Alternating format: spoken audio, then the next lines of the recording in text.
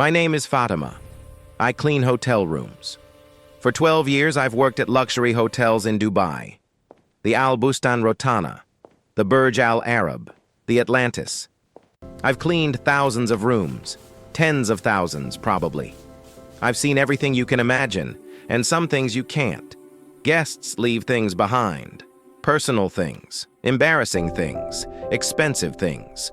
Evidence of affairs, evidence of parties, evidence of lives lived in transit between somewhere and somewhere else. I clean it all. I see it all. And I say nothing. Because that's the job.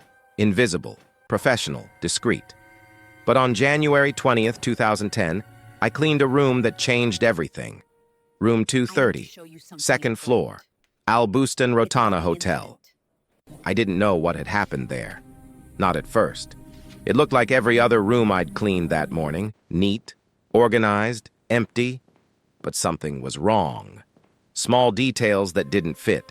Small things that made my instincts scream. By the time I understood what I'd walked into, it was too late. The police were there. The questions started. The news cameras arrived. And suddenly I, a woman who'd spent 12 years being invisible, was at the center of an international incident. This is the story of what I saw, what I found, what I realized. This is the story of cleaning the room where an assassination happened, and how, sometimes, the people who see the most are the ones nobody notices. I started my shift at 8:00 a.m. on January 20th, 2010. Standard Wednesday morning. The hotel was about 60% full. Not busy, not empty. Normal. I had my section, 16 rooms on the second floor, East Wing, rooms 220 through 235. My cart was loaded. Fresh sheets, towels, toiletries, cleaning supplies, everything I'd need for the day. I started with the early checkouts, the business travelers who leave at 6 a.m. for meetings or flights. Their rooms are usually easy, one person. Minimal mess, quick turnover. Room 220, empty. Guest checked out at 5:47 a.m. Bed slept in. Bathroom used. Towels on the floor. Standard cleanup. 20 minutes. Room 221, same. Guest left at 6:15 a.m. Everything normal. Room 222, not checked out yet. Do not disturb sign on the door. Skip it. Come back later. I worked my way down the hall. Room by room. The rhythm of it automatic after 12 years. Strip the bed. Check the bathroom. Vacuum. Dust. Replace everything. Move to the next. At 11:30 a.m., I reached room 230. No do not disturb sign, no checkout notice, but the guest should have left by noon, standard checkout time. I knocked. Housekeeping?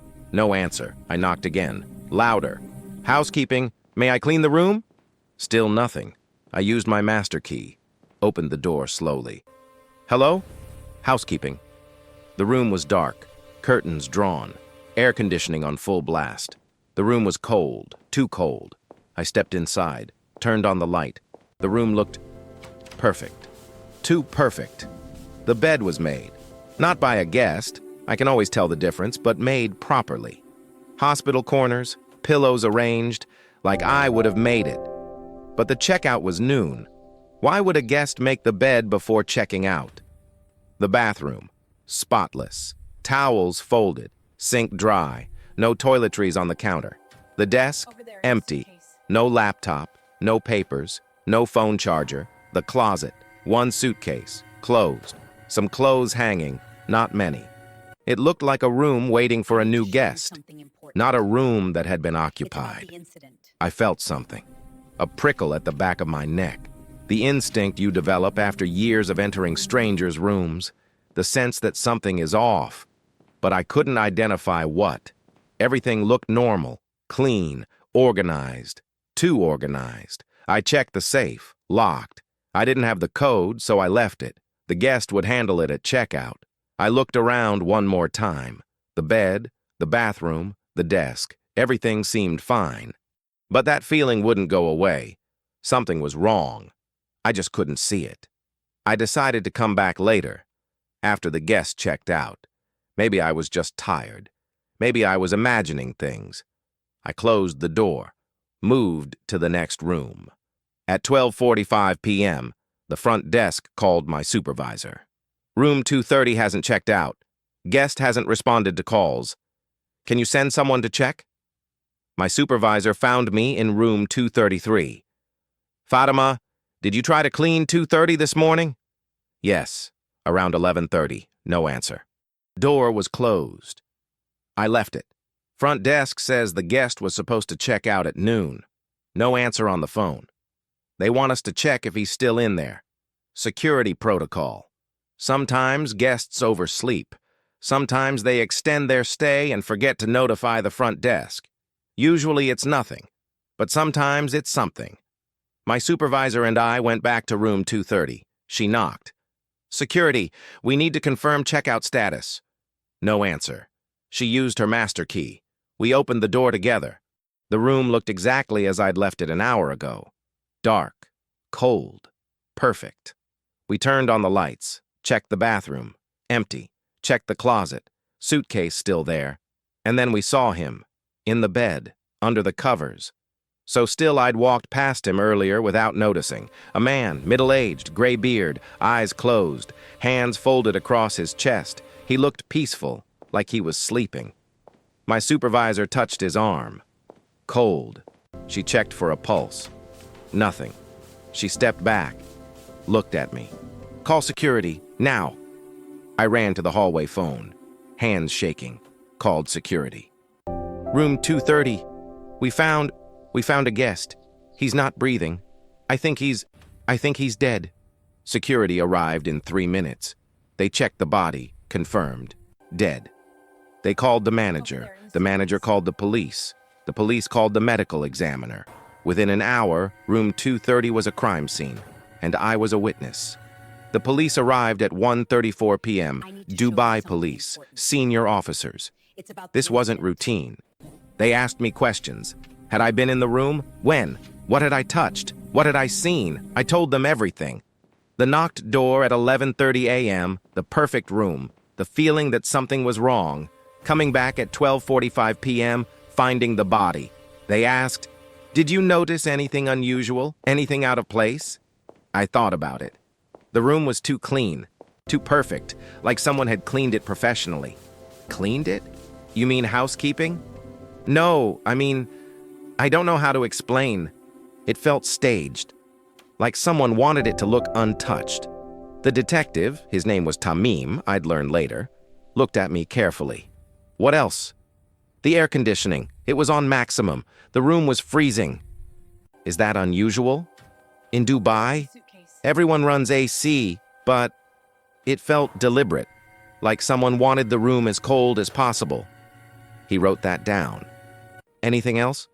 I tried to remember. The bed, the bathroom, the desk. What had felt wrong? The safe was locked, but there was almost nothing in the room. Just a suitcase and a few clothes. Like he'd packed everything except what he absolutely needed. Or like someone had removed everything except what they wanted us to find. That thought hadn't occurred to me. But he was right. The room felt curated, not lived in. The police spent hours in that room. Photographers, forensic technicians, taking pictures of everything, dusting for prints, collecting evidence. I watched from the hallway. I wasn't allowed to leave. I was a witness now, part of the investigation. At some point, they brought out a body bag, zipped, black. They wheeled it past me on a gurney, the man from room 230. Whoever he was, now just a shape under plastic. I'd cleaned the room where he died. Maybe I'd even seen him before. In the hallway, in the elevator, just another guest. Unremarkable. And now he was dead. And I was standing in a hallway trying to remember if I'd noticed anything that could help the police understand what happened. The detective came back at 4 p.m. Fatima, I need you to walk me through the room. Show me exactly what you saw, what you touched. We went back inside. The body was gone, but everything else was still there. The perfect bed, the empty desk, the locked safe. I showed him my routine. I knocked here, twice. No answer. I opened the door, turned on the light, Walked to the bathroom. Checked. Clean. Walked to the desk. Empty. Looked at the bed. It was made perfectly. That seems strange. Why strange? Guests don't make beds like that. Even careful guests. It was too perfect. Too professional. Did you touch anything? The door handle. The light switch. I might have touched the bathroom door frame, that's all. Did you see anyone in the hallway? Anyone entering or leaving nearby rooms? I tried to remember. No. The hallway was empty when I cleaned. It usually is mid-morning. He made notes. Then, the man who died in this room, his name was Mahmoud al-Mabhouh. Does that name mean anything to you? I shook my head. No. He was a senior Hamas commander, wanted by Israel, one of their most wanted men. I felt my stomach drop. Hamas. Wanted. Israel. This wasn't just a death. This was political. We believe, the detective continued, that he was murdered, assassinated, probably by Mossad. Mossad. Israeli intelligence. The word hung in the air. You cleaned the room where an assassination happened. I looked around. The perfect bed. The cold air. The staged scene. This room had been a killing field, and I'd walked into it thinking it was just another checkout. Over the next few days, the story exploded. The police announced it was murder. The media picked it up. International news. Al Jazeera, BBC, CNN. Hamas commander assassinated in Dubai hotel. And my hotel, the Al Bustan Rotana, was at the center of it all. The police released security footage. 26 people. Fake passports, coordinated operation. They showed photos, faces, identities. I watched the news in shock. These people had been in my hotel, walking the same hallways I walked, riding the same elevators, planning, executing, killing, and I'd seen none of it. I'd been invisible, like always. The hotel worker cleaning rooms while an international assassination happened around me. The police came back. More questions. They showed me photos from the security footage. Do you recognize any of these people? Did you see them on January 19th or 20th? I looked at the faces. Men, women, European-looking, professional, unremarkable. I don't know. Maybe. I see hundreds of guests every week. They all blur together. Look carefully. Any of them in the hallway? In nearby rooms? I tried. I really tried. But hotel guests are interchangeable. Faces, bodies, moving through spaces, using rooms, leaving. I don't remember individuals. I remember rooms. What they leave behind. How messy they are. Whether they tip. I'm sorry. I don't recognize anyone. The detective seemed disappointed but understanding. It's okay. We have the footage. We know who they were. We just wanted to confirm. But I felt useless. I'd been there, in the room, in the hallway, and I'd seen nothing. Known nothing. Helped nothing. The investigation continued for weeks. The police built their case, identified all 26 suspects, published their names, their faces, their movements, and the world watched, fascinated by the sophistication, the coordination, the audacity of killing a Hamas commander in a luxury hotel. But nobody talked about me. About the hotel worker who cleaned the room, who saw the too-perfect bed, who felt something was wrong but couldn't explain it. I was invisible again. Like always. Except I wasn't the same. Because now, every room I cleaned made me wonder. What happened here? Who was here? What did they do? Every perfect bed looked suspicious. Every cold room felt deliberate. Every empty desk seemed staged. I couldn't just clean anymore. I questioned everything. My supervisor noticed. Fatima, you're taking too long. What's wrong? How could I explain that I'd seen something, that I'd been part of something, that I couldn't stop thinking about room 230 and the man who died there and the 26 people who killed him? I'm sorry. I'll work faster. But I couldn't. The job had changed.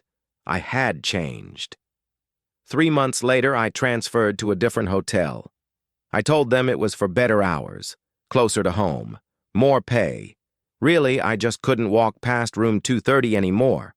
Couldn't see it. Couldn't remember. The room had been cleaned, deep cleaned, professionally sanitized, reopened for guests. Like nothing had happened. Like a man hadn't died there. Like an international assassination hadn't taken place. Just another room, with a bed and a bathroom and a desk. But I knew. I'd seen the too perfect bed, the too cold air, the staged scene. I couldn't unknow it, couldn't unsee it. So I left. The new hotel was fine. Same work, different rooms, different guests. But sometimes, late at night, I thought about room 230. About the man who died there, Mahmoud al-Mabhouh, Hamas commander. Weapons smuggler, father of 4, husband, human being. What were his last thoughts? Did he know what was happening? Did he fight? Did he scream? Or did it happen fast, quiet, professional? I'd never know. The police had theories, forensics, evidence. But they weren't there, neither was I. The only people who knew exactly what happened were the ones who did it. The 26 ghosts. The operatives who melted into the city and disappeared, and they'd never tell. I also thought about my role. The hotel worker who cleaned the evidence, who walked through the crime scene, who almost contaminated everything. If I'd been more observant, could I have helped? If I'd reported the too perfect bed immediately, would it have mattered? Probably not. By the time I entered that room, the operation was over. The operatives were gone. The evidence was already cleaned. I was just a witness to the aftermath, the staged scene, the final product of hours of planning and seconds of execution. But still, I was there. I saw it.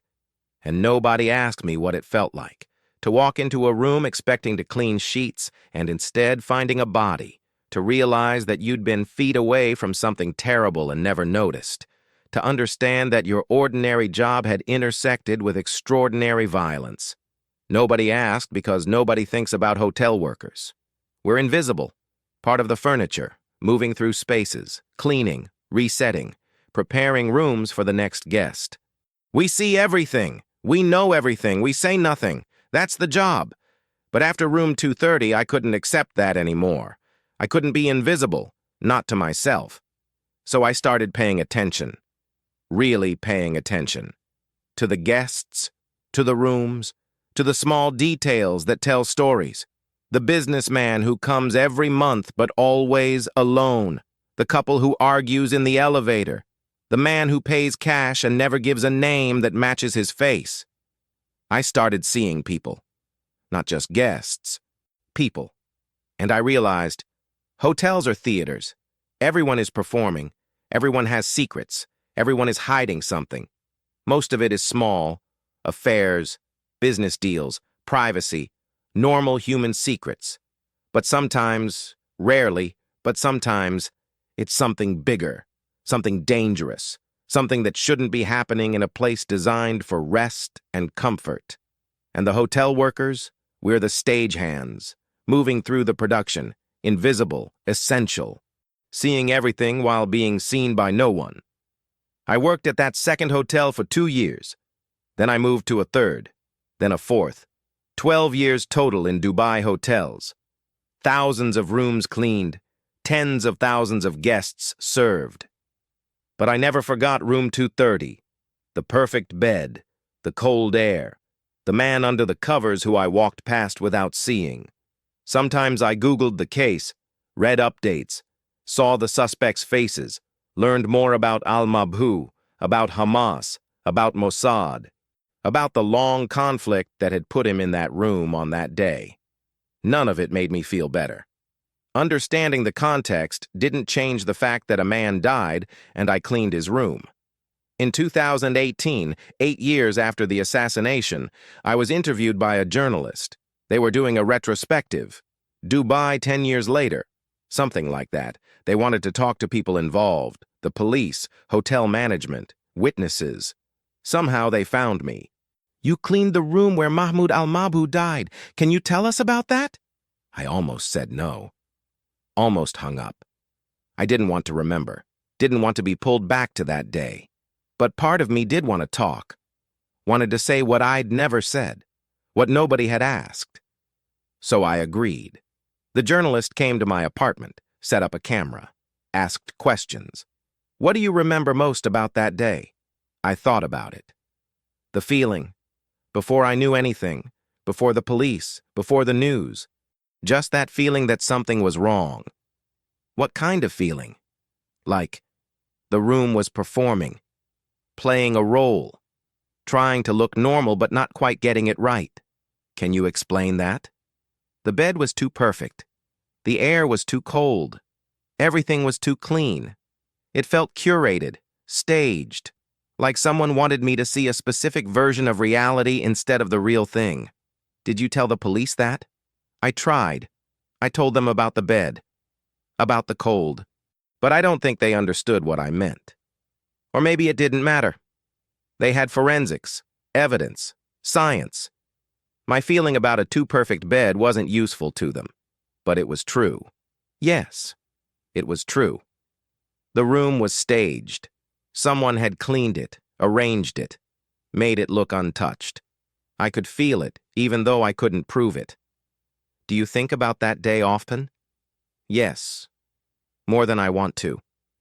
How did it change you? I paused. That was the question. The real question. It made me visible to myself. I'd spent 12 years being invisible, just doing my job, not thinking about what it meant. But after that day, I couldn't be invisible anymore. I couldn't just clean and move on.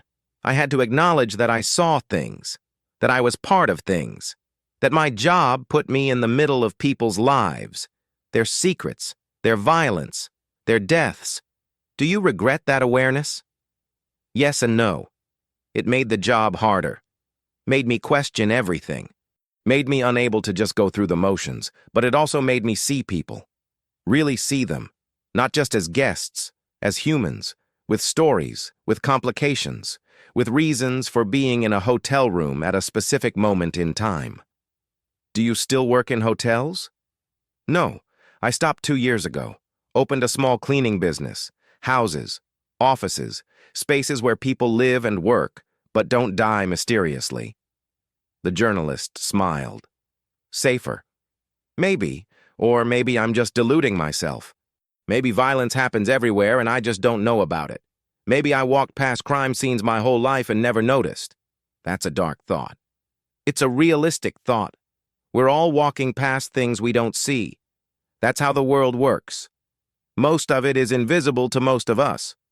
We only see what we're trained to see, or what forces itself into our vision. And room 230 forced itself into your vision. Yes. And I can't unsee it, even 8 years later. Even after thousands of other rooms, I can still see that perfect bed, feel that cold air, remember that moment of knowing something was wrong without knowing what. The interview aired as part of a documentary. 5 minutes of footage. My face blurred for privacy, my voice distorted. Just another anonymous witness to history, invisible again. But this time by choice. This is what I want people to understand about Room 230, about the assassination, about the whole story. Everyone focuses on the operation, the 26 operatives, the coordination, the fake passports, the sophistication, and yes, that's impressive. That's worth analyzing. That's the story that gets told. But there are other stories, smaller stories, human stories. The hotel worker who cleaned the room and felt something was wrong. The front desk clerk who made the call that started the investigation. The security guard who walked past the operatives without noticing. The housekeeping supervisor who found the body. We were all there, all part of it, all carrying pieces of the story. But we're invisible. I need to show you something because we're important. service workers. Because we're not important to the narrative. Because our perspective doesn't matter to people interested in espionage and geopolitics. But we saw things. We felt things. We know things that don't appear in intelligence reports or news articles. We know what a crime scene feels like before you know it's a crime scene. We know the difference between a normal room and a staged one, We know the small human details that get erased when events become history. And maybe that doesn't matter to most people. Maybe it shouldn't. Maybe the big picture is more important than the small details. But to me, to the woman who cleaned room 230 and found a body and spent 8 years unable to forget, those small details are everything because they're human. They're real. They're the truth that exists underneath the official narratives and expert analyses and media coverage. They're what happened to one person in one moment on one ordinary Wednesday that became extraordinary. I cleaned the room where it happened. I saw the too perfect bed. I felt the too cold air. I found the body. And nobody asked me what that was like until 8 years later. Because I was invisible. Just a hotel worker. Just doing my job. But I saw. I knew. I felt. And that matters. Even if only to me. Every operation has more than one story. Most people tell you about the operatives, the planning, the execution. I tell you about the hotel worker who cleaned the room afterward, who saw the evidence before it was evidence, who felt something was wrong before anyone told her what had happened. We exist, the invisible people, the service workers, the witnesses who nobody thinks to ask. And we see more than you think. We know more than you realize. We're part of the story, even though we're written out of it. Over there in the suitcase. Room 230, January 20th, 2010. The day I cleaned a crime scene without knowing it. The day I learned that invisibility doesn't protect you from seeing things you can't forget. To show you something important. The day I realized that sometimes the people who know the most are the ones nobody notices. My name is Fatima. I clean hotel rooms, and I cleaned the room where it happened.